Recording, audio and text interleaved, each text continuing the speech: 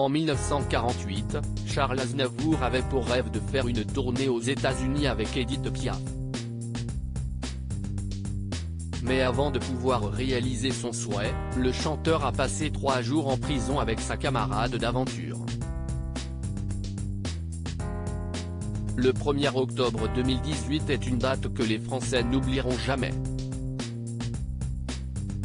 Il s'agit du jour où est mort Charles Aznavour, à l'âge de 94 ans. Une autopsie avait été menée sur le corps du chanteur, afin de déterminer exactement les causes de son décès. L'interprète de la Bohème avait été victime d'une défaillance cardio-respiratoire, causée par un œdème aigu pulmonaire. En 2020, 2 ans après la disparition de son père, Micha Aznavour lui rendait hommage dans France Dimanche.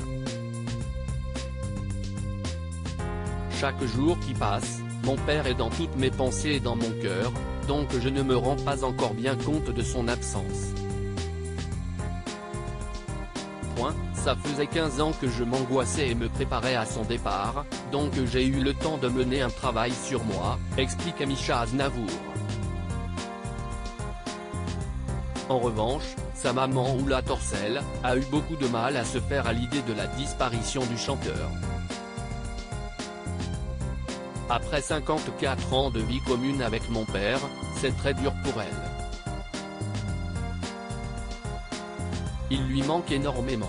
Mais c'est une femme forte, et avec mon frère Nicolas et ma sœur Katia, on l'entoure beaucoup. Comme elle vit à Genève, je passe tous les jours 1 heure ou 2 avec elle, déclarait le frère de Nicolas, Katia, Seda et Patrick. Pas de visa, pas de concert, mais avant d'être en haut de l'affiche, Charles Aznavour a dû se battre pour obtenir le succès qu'il méritait. Heureusement, il a croisé sur sa route des personnes qui ont cru en lui.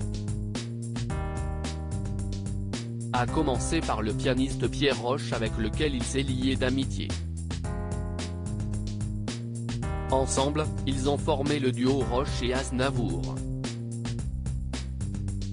Mais Charles Aznavour a également rencontré Francis Blanche, qui a permis au duo de participer à une émission pour la RTF.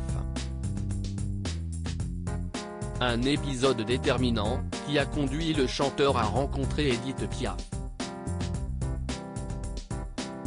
Cette dernière l'a pris sous son aile et l'a convaincu de l'accompagner avec Pierre Roche dans une tournée en France et aux États-Unis, entre 1947 et 1948.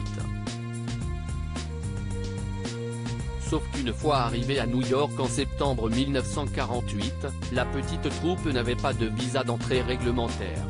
Ni une, ni deux, le service de l'immigration a retenu Édith Piaf, Charles Aznavour et Pierre Roche à la prison d'Ellis Island pendant 3 jours.